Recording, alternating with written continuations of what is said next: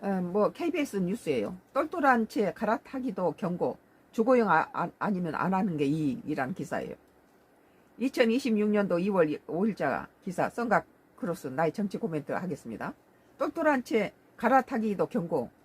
뭐 수십 채 갖고 있는 사람이 똘똘한 집, 큰 비싼 집 하나 사서 몇백억짜리 집 사서 그것 가지고 또 뭐 임대 놓거나 이러면 주거용이 아니면 안 하는 게 이익이다라고 이재명 대통령이 선포를 했네요. 이재명 대통령의 부동산 경고가 오늘 5일도 이어졌다. 이 지금 부동산에 대해서는 다주택자하고 다주택자 보유세를 갖다가 하는 거라든지 이런 것들이 다주택자들이 지금 뭐 강남이라든지 저쪽에 강변으로 있는 아파트를 막 내놓는다고 그러잖아요. 이번에 자기 집에 살지 않는 1주택을 겨냥했습니다. 이른바 똘똘한 한 채로 갈아타기도 주거용이 아니라면 안 하는 게 낫다고 했습니다. 세제 개편을 생각하고 있다는 해석이 나옵니다. 첫 소식. 오늘 새벽 이재명 대통령 SNN 글입니다.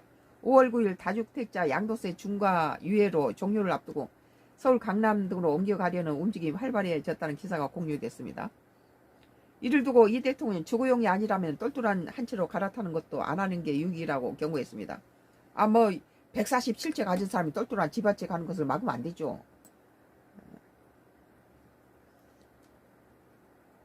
실거주가 아닌 투기 목적으로 서울 강남 등 인기 지역 주택을 사들이는 건 직격한 겁니다.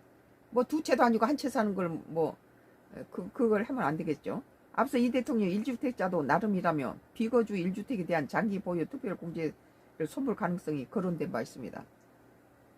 이재명 대통령 신년 기자회견에서 자기가 살지도 않으면서 투기용으로 또는 투자용으로 오랫동안 가지고 있다고 왜 세금을 깎아줍니까? 그랬네요. 부동산 문제를 망국적이라고 지적하면서 지방균형 발전을 근본 해법으로 제시했습니다. 우리는 지금 집을 구입한 지 45년이 됐는데 10년 전에 기촌하면서 그 집은 그냥 임대를 놓고 왔어요.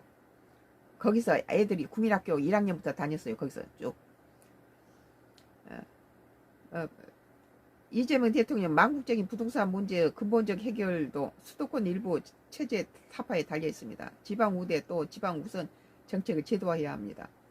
다주택자 중과 유예 종료에 따른 보완책은 다음 주에 나올 예정입니다.